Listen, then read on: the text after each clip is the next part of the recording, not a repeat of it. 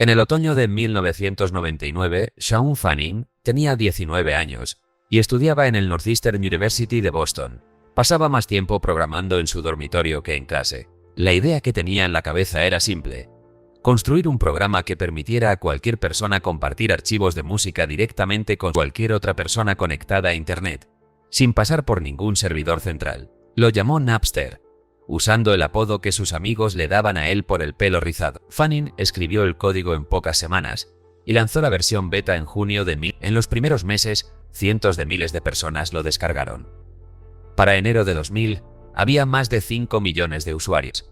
Para el verano del año 2000, 80 millones. Era el software de adopción más rápida de la historia de Internet hasta ese momento, y era completamente gratuito. Con Napster podías descargar cualquier canción de cualquier artista, de forma inmediata, sin pagar nada. La industria discográfica tardó en reaccionar porque al principio no comprendió la escala de lo que estaba ocurriendo. Cuando lo comprendió, respondió con lo único que sabía hacer: abogados. La Recording Industry Association of America demandó a Napster en diciembre de 1999, 6 meses después del lanzamiento. Lars Ulrich, el batería de Metallica, demandó personalmente a Napster en abril de 2000 y se convirtió en el rostro de la industria musical contra la piratería. Lo que nadie entendió en ese momento, ni la industria, ni los abogados, ni los tribunales, era que al cerrar Napster no iban a detener la descarga de música. Solo iban a asegurarse de que nadie ganara dinero con ella durante 10 años más. Para entender por qué Napster fue tan devastador para la industria discográfica, hay que entender cómo funcionaba esa industria antes de 2000. Las discográficas operaban como gatekeepers, guardianes de la distribución musical. Para que una canción llegara al oyente, necesitaba pasar por la discográfica que la producía, la distribuidora que la llevaba a las tiendas, la tienda que la vendía al consumidor. Cada paso tenía un coste y un margen. El precio de un CD en 1999 era de aproximadamente $17. De esos $17, el artista recibía entre $1 y $2 si tenía un contrato típico. El resto se distribuía entre la discográfica, el distribuidor y la tienda. Era un sistema enormemente rentable para todos los intermediarios, y era un sistema que existía porque la distribución física de música era cara y compleja, y pocos actores tenían la infraestructura para hacerla. Internet eliminó el coste de distribución. Una canción digitalizada en formato MP3 podía copiarse y enviarse a cualquier lugar del mundo en segundos, a coste prácticamente cero. Napster no inventó el MP3, no inventó Internet, no inventó el concepto de compartir archivos. Lo que Napster hizo fue construir una interfaz tan simple y una comunidad tan grande que el comportamiento de descarga masiva pasó de ser marginal a ser dominante en un año. El modelo de negocio de las discográficas dependía de que distribuir música fuera caro. Napster demostró que no lo era, y la industria nunca se recuperó completamente de esa demostración. La arquitectura técnica de Napster era peer-to-peer, pero con un elemento centralizado que resultaría ser su vulnerabilidad legal fatal. Cuando un usuario de Napster buscaba una canción, la búsqueda pasaba por los servidores centrales de Napster, que mantenían un índice de todos los archivos disponibles en los ordenadores de los usuarios conectados. Una vez identificado el archivo y el usuario que lo tenía, la transferencia ocurría directamente entre los dos usuarios. Los servidores de Napster no alojaban los archivos de música, pero sí mantenían el índice que hacía posible encontrarlos. Este detalle técnico fue central en el litigio. La industria discográfica argumentó que Napster, al mantener el índice centralizado, tenía conocimiento de las infracciones de copyright que facilitaba y podía controlarlas. Si podías saber qué archivos se estaban compartiendo y quién los tenía, podías en teoría bloquear los archivos con copyright. Los tribunales aceptaron ese argumento. En febrero de 2001, el Tribunal de Apelaciones del Noveno Circuito confirmó una orden judicial que obligaba a Napster a bloquear el intercambio de archivos con copyright. Napster intentó implementar filtros técnicos para bloquear los archivos identificados por las discográficas. Los filtros eran imperfectos. Los usuarios encontraban formas de evitarlos cambiando ligeramente los nombres de los archivos. Las discográficas argumentaban que los filtros eran insuficientes, y los tribunales estuvieron de acuerdo. En julio de 2001, Napster fue obligada a suspender sus servicios hasta que pudiera garantizar que ningún archivo con copyright circulaba por su red. Era técnicamente imposible. Napster cerró. El proceso judicial contra Napster generó un debate que todavía no está completamente resuelto sobre los límites de la responsabilidad de las plataformas tecnológicas por el comportamiento de sus usuarios. La doctrina del Safe Harbor, el puerto seguro, establecida en la Ley Americana de Copyright Digital de 1998, protegía a las plataformas de Internet de responsabilidad por las infracciones de copyright de sus usuarios, siempre que no tuvieran conocimiento específico de las infracciones y actuaran para eliminarlas cuando se les notificaban. El caso Napster estableció que tener un índice centralizado que facilitaba el intercambio de archivos con copyright era suficiente para constituir conocimiento. Era una interpretación que tenía sentido para Napster. Pero la misma lógica, aplicada de forma más amplia, podría haber afectado a cualquier motor de búsqueda, cualquier plataforma de alojamiento de archivos, cualquier servicio que pudiera usarse para distribuir contenido con copyright. El equilibrio legal que eventualmente se estableció, donde las plataformas están protegidas y actúan de buena fe para eliminar contenido infractor cuando se les notifica, es el que todavía rige Internet hoy. YouTube, que aloja miles de millones de vídeos, muchos de los cuales contienen música con copyright, existe bajo esa protección. La diferencia entre Napster y YouTube no es solo técnica, es que YouTube coopera con la industria musical a través del sistema Content ID, que identifica automáticamente el contenido con copyright y comparte los ingresos publicitarios con los titulares. Napster nunca llegó a ese modelo, en parte porque sus abogados creyeron que podían ganar el caso, y en parte porque la industria musical no quería negociar, quería ganar. La respuesta de la industria discográfica al cierre de Napster fue, retrospectivamente, uno de los errores estratégicos más costosos de la historia de los negocios de entretenimiento. La industria celebró la victoria judicial como si hubiera derrotado la piratería. No había derrotado nada, había cerrado una plataforma específica. Las tecnologías peer-to-peer que no tenían servidor central, como Gnutella, Kazaa y LimeWire, no podían ser cerradas mediante demandas a un servidor porque no había servidor central que demandear. Eran redes completamente distribuidas. La decisión de la industria de litigar agresivamente, en lugar de buscar modelos de negocio alternativos, le costó 10 años de ingresos. Entre 2000 y 2010, las ventas de música grabada en Estados Unidos cayeron de 14.000 millones de dólares anuales a 7.000 millones, la mitad de los ingresos evaporada en una década. Mientras las discográficas litigaban, los usuarios que ya habían experimentado la conveniencia de acceder a cualquier canción de forma inmediata no volvieron a comprar CDs, simplemente migraron a redes de intercambio que eran técnicamente más difíciles de cerrar. La lección que la industria se negó a aprender hasta que fue demasiado tarde era que el comportamiento del consumidor había cambiado permanentemente. Una vez que la gente experimenta un nivel de conveniencia, no retrocede voluntariamente al nivel anterior aunque se le obligue a ello legalmente. Los tribunales podían cerrar Napster, no podían deshacer lo que Napster había demostrado que era posible. Steve Jobs fue el personaje que encontró la solución que la industria discográfica no podía encontrar sola. En enero de 2001, Apple lanzó el iPod. En abril de 2003, lanzó iTunes Music Store. La propuesta era simple. Compra canciones individuales por 99 centavos, descárgalas legalmente, escúchalas en tu iPod. No necesitas comprar el álbum completo si solo quieres una canción. No necesitas ir a una tienda. No necesitas un CD físico. Jobs tuvo que convencer a las discográficas de que participaran y lo consiguió argumentando que la alternativa era seguir perdiendo frente a la piratería gratuita. Mejor ganar 99 centavos por canción que perder el $1.50 que costaba esa canción en una tienda física. Las discográficas aceptaron de mala gana, convencidas de que iTunes era un experimento temporal. No entendieron que Jobs estaba construyendo un ecosistema donde el hardware, el software y la tienda de contenido se reforzaban mutuamente.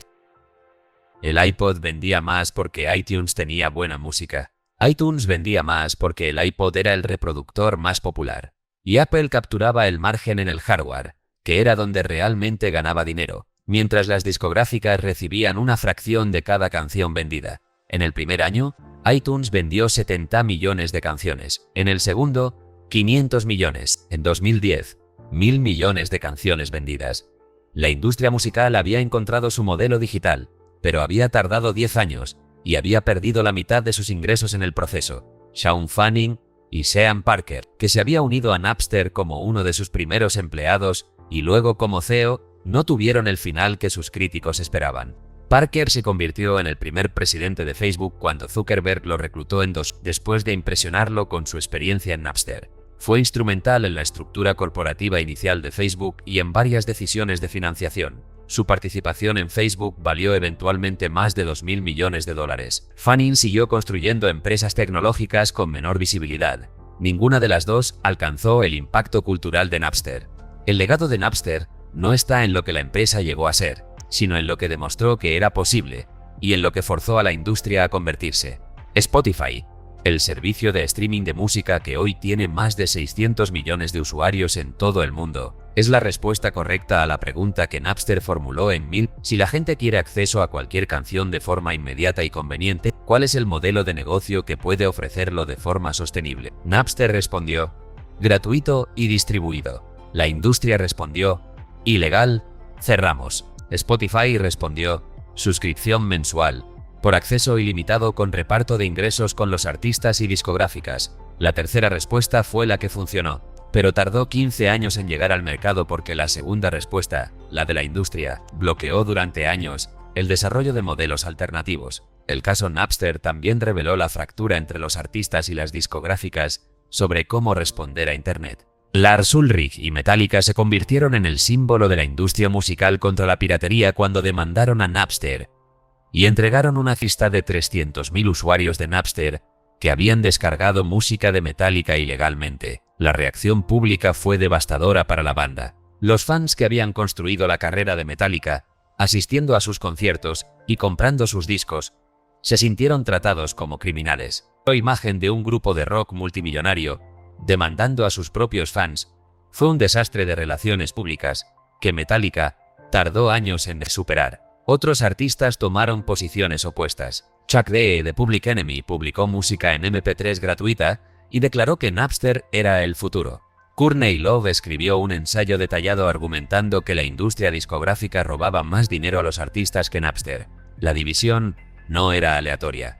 Los artistas que habían construido su base de fans antes de Internet y que dependían de las ventas de discos para sus ingresos tendían a oponerse a Napster.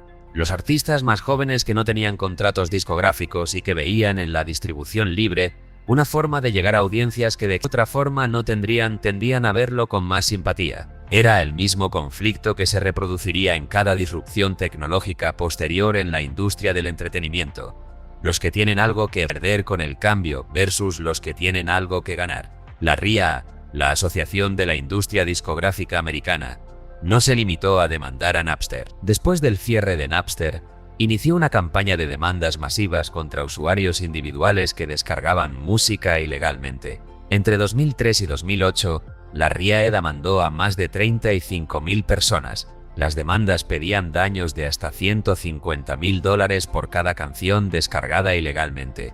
Las historias más conocidas fueron devastadoras desde la perspectiva de las relaciones públicas. Jamie Thomas Russett, una madre de Minnesota, fue condenada a pagar $1.920.000 por haber descargado 24 canciones. El caso fue apelado repetidamente. En distintas instancias, la cifra fue reducida, aumentada y vuelta a reducir. Años de litigios por 24 canciones. El mensaje que la campaña de demandas enviaba al público general era exactamente el opuesto al que la industria necesitaba enviar. En lugar de presentar la industria como el defensor legítimo de los derechos de los artistas, la presentaba como un gigante corporativo que demandaba a madres de familia y estudiantes universitarios por descargar canciones. La campaña de demandas no redujo la piratería. Los estudios de la época mostraban que las tasas de descarga ilegal continuaban creciendo. La RIAA finalmente abandonó la estrategia de demandas masivas a particulares en 2000, después de que quedara claro que estaba destruyendo la imagen pública de la industria sin reducir el comportamiento que intentaba frenar.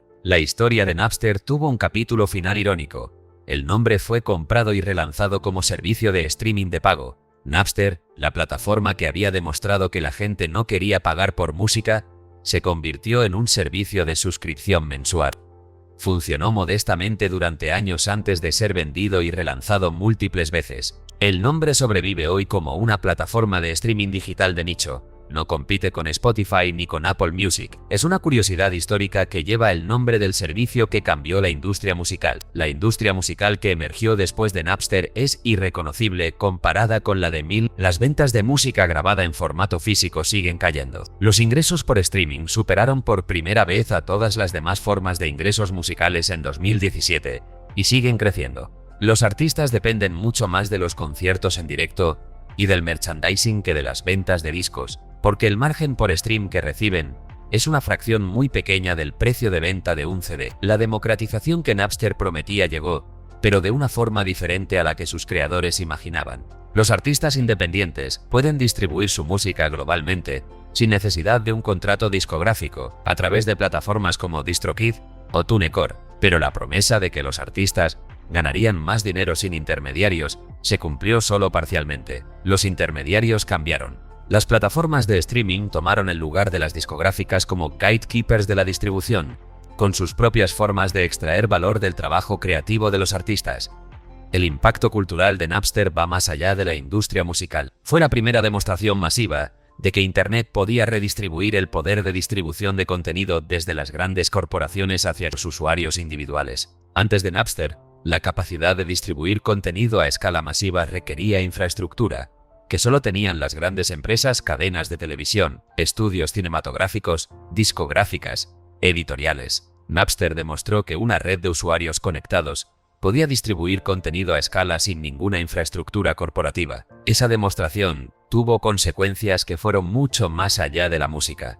El torrenting que sucedió a Napster para el intercambio de vídeo afectó a la industria cinematográfica de forma similar. La distribución de software, de libros digitales, de cualquier contenido digitalizable, se transformó. Cada industria de contenido tuvo que enfrentar la misma pregunta que Napster forzó a la industria musical: si la distribución ya no es cara, ¿cuál es el modelo de negocio? Las respuestas fueron variadas. El streaming de vídeo con Netflix, la distribución directa de software con las App Stores, el acceso abierto en publicaciones académicas, el podcast como distribución directa de audio. Todos estos modelos son respuestas a la misma pregunta que Napster formuló en 2000. La empresa que formuló la pregunta no sobrevivió para beneficiarse de las respuestas, pero la pregunta transformó permanentemente cómo el contenido se crea, distribuye y consume en el siglo XXI. Hay una dimensión del caso Napster que rara vez se discute: la oportunidad que la industria musical perdió cuando eligió litigar en lugar de negociar. En el año 2000, Napster intentó llegar a acuerdos de licencia con las principales discográficas. La propuesta era que Napster pagaría regalías por las canciones descargadas a través de su plataforma, a cambio de acceso legal al catálogo completo. Varias de las discográficas más grandes rechazaron las negociaciones. Su posición era que cualquier acuerdo con Napster legitimizaría un servicio que consideraban fundamentalmente ilegal. Preferían ganar el caso en los tribunales y cerrar Napster que construir un modelo de ingresos sobre él. Bertelsmann, la empresa alemana de medios que era propietaria de BMG, una de las grandes discográficas, tomó una posición diferente. En octubre de 2000, Bertelsmann invirtió $50 millones en Napster y anunció que trabajaría con la empresa para construir un modelo de pago. La alianza fue saboteada por las otras discográficas, que presionaron a Bertelsmann y continuaron litigando. Si las discográficas hubieran negociado con Napster en el año 2000, cuando la plataforma tenía 80 millones de usuarios y estaba dispuesta a pagar regalías, podrían haber capturado los ingresos de ese tráfico. Habrían llegado al modelo de streaming con 10 años de antelación respecto a Spotify. Habrían preservado una posición de control sobre la distribución digital. Eligieron no hacerlo. Eligieron el litigio y perdieron 10 años y la mitad de sus ingresos. La figura de Lars Ulrich merece un análisis más matizado que la caricatura que se construyó durante el caso Napster. Ulrich no era simplemente un artista multimillonario protegiendo sus ganancias. Era un músico que había pasado décadas construyendo una carrera en una industria que él conocía bien y que entendía que el modelo económico que hacía posible producir música de alta calidad estaba siendo destruido. Sus argumentos sobre la remuneración de los artistas eran legítimos. El problema era que Metallica eligió el frente equivocado para la batalla. Demandar a sus propios fans, que habían construido la base de la carrera de la banda, fue un error táctico y de relaciones públicas que la banda reconoció implícitamente años después. La relación de Metallica con Napster se normalizó con el tiempo. La banda eventualmente licenció su catálogo para Spotify y otras plataformas de streaming. Ulrich reconoció en entrevistas posteriores que la posición inicial de la banda había sido excesivamente rígida. La lección no es que Ulrich estuviera equivocado en defender el derecho de los artistas a ser remunerados por su trabajo. Eso es legítimo. La lección es que defender ese derecho a través de litigios contra los propios fans, en lugar de trabajar con la industria para construir modelos alternativos, fue la estrategia equivocada. Los derechos legítimos se defienden mejor construyendo sistemas que los hagan compatibles con el comportamiento que el mercado quiere, no con litigios que intentan revertir ese comportamiento. El ecosistema musical post-Napster es más complejo y más diverso que el que existía antes. Hay más artistas que nunca produciendo y distribuyendo música. Las barreras de entrada a la producción musical cayeron porque el software de producción se democratizó al mismo tiempo que la distribución. Un productor en su habitación puede crear música con la misma calidad técnica que un estudio profesional de los años 90 y distribuirla globalmente a través de Spotify, Apple Music o YouTube sin ningún intermediario. Los géneros que habrían necesitado una discográfica para llegar a audiencia global en 1999 pueden construir bases de fans internacionales de forma orgánica hoy. El reggaetón, el K-pop, el afrobeats, todos han construido audiencias globales masivas en parte gracias a la infraestructura de distribución digital que Napster forzó a crear. Lo que cambió negativamente es el ingreso promedio por escucha. El precio de una canción descargada en iTunes era 99 centavos. El ingreso promedio por stream en Spotify es de menos de un centavo. Un artista necesita más de 100 streams para generar el equivalente de una descarga de iTunes. Necesita millones de streams para generar el equivalente de las ventas de un disco de vinilo de los años 80. Los artistas que ganan bien en el ecosistema actual son los que tienen audiencias masivas y múltiples fuentes de ingresos, conciertos, merchandising, sincronización de canciones para películas y publicidad. Los artistas de nicho que vivían modestamente de las ventas de sus discos tienen mucho más difícil construir una carrera sostenible hoy que en 1999. Lecciones del caso Napster. Primera lección. Las industrias que responden a la disrupción tecnológica con litigios en lugar de con innovación en el modelo de negocio no detienen la disrupción. Solo la retrasan y pagan un coste mayor en el proceso. La industria discográfica tardó 10 años en llegar a un modelo digital viable. Haberlo hecho en 2 años negociando con Napster habría preservado miles de millones en ingresos. Segunda lección. El comportamiento del consumidor, una vez que experimenta un nivel superior de conveniencia, no retrocede voluntariamente. Los 80 millones de usuarios de Napster no volvieron a comprar CDs cuando Napster cerró. Migraron a redes de piratería más difíciles de cerrar. La demanda de acceso conveniente a música no desapareció con Napster.